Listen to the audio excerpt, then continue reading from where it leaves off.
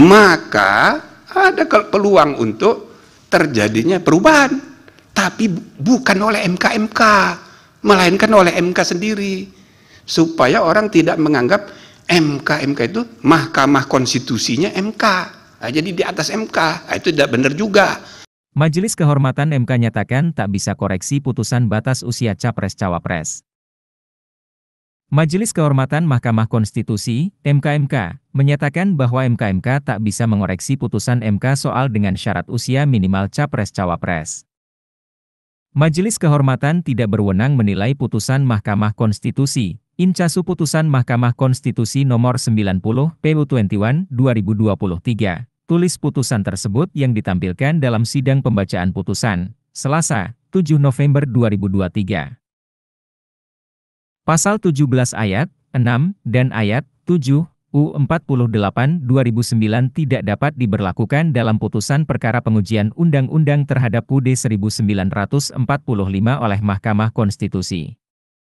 Sebagai informasi, U48 2009 tentang kekuasaan kehakiman menyatakan bahwa putusan tidak sah jika melibatkan hakim yang terlibat konflik kepentingan. Perkara itu harus disidang ulang tanpa hakim tersebut. Pijakan hukum ini sebelumnya digunakan salah satu pelapor, Denny Indrayana. Adapun dugaan pelanggaran etik hakim konstitusi mengemuka usai MK mengabulkan gugatan terkait syarat usia calon presiden dan wakil presiden, Capres-Cawapres, pada Senin, 16 Oktober 2023, lewat putusan yang kontroversial.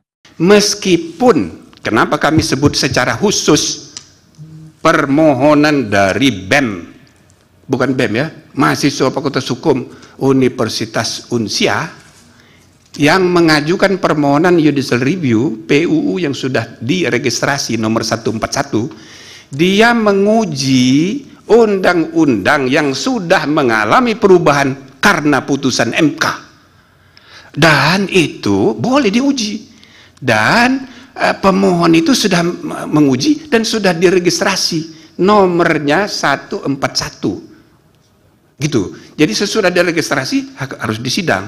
Dan ya, pada saat disidang nanti para pemohon boleh menggunakan ketentuan pasal 17 ayat 1 Undang-Undang Pokok Kekuasaan Kehakiman 48 tahun 2009, hak ingkar. Nah, hak ingkar terkait dengan putusan MK ini, di mana hakim terlapor yang sudah diberi sanksi tidak boleh mengikuti penanganan perkara itu. Berarti hakimnya cuma 4. Maka ada peluang untuk terjadinya perubahan, tapi bukan oleh MK, melainkan oleh MK sendiri, supaya orang tidak menganggap MK itu Mahkamah Konstitusinya MK. Nah, jadi di atas MK. Nah, itu tidak benar juga. Biarlah putusan MK diubah oleh MK sendiri melalui mekanisme yang tersedia. Jadi itu saya, makanya kita memberi apresiasi kepada mahasiswa ini, ya kan? Ini jadi mudah-mudahan para lawyer ini pada tersinggung semua ini dengan inisiatif mahasiswa ini, kreatif dia, dan itu boleh.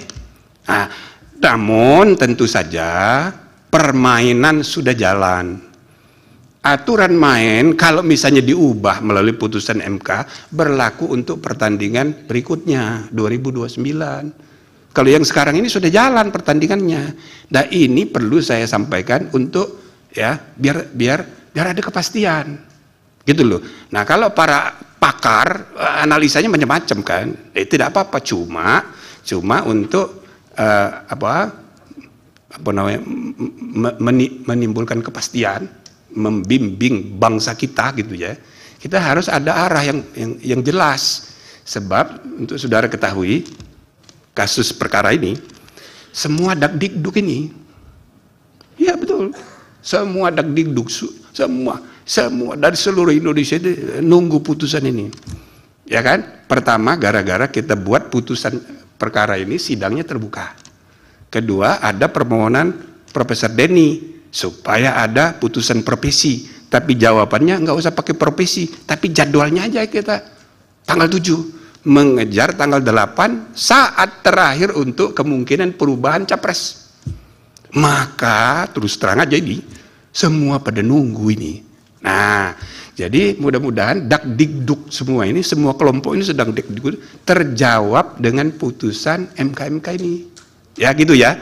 Nah, mudah-mudahan saudara-saudara putusan ini berterima di masyarakat luas, dan dengan mengucapkan terima kasih atas jasa saudara semua sebagai pelapor, ya, saudara semua ini berjasa. Putusan bersejarah itu hanya mungkin terjadi karena pelapor, penggugat, pemohon, atau ya lawyer. Nah, jadi karena itu saya ucapkan selamat pada saudara-saudara semua.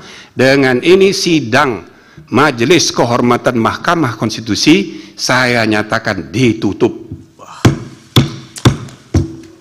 Download Tribun X sekarang, menghadirkan lokal menjadi Indonesia.